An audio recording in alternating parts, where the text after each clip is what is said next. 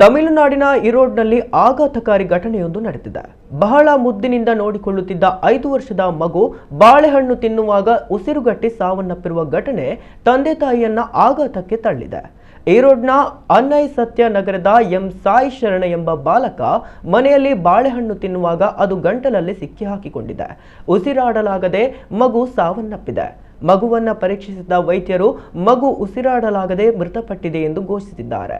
ನಂತರ ಬಾಳೆಹಣ್ಣಿನ ತುಂಡನ್ನ ಮಗುವಿನ ಶ್ವಾಸನಾಳದಿಂದ ತೆಗೆದುಹಾಕಲಾಗಿದೆ. ಈ ಬಗ್ಗೆ ಕುರುಂಗಲ್ಪಾಳ್ಯಂ ಪೊಲೀಸರು ಪ್ರಕರಣ ದಾಖಲಿಸಿಕೊಂಡು ತನಿಖೆ ನಡೆಸುತ್ತಿದ್ದಾರೆ.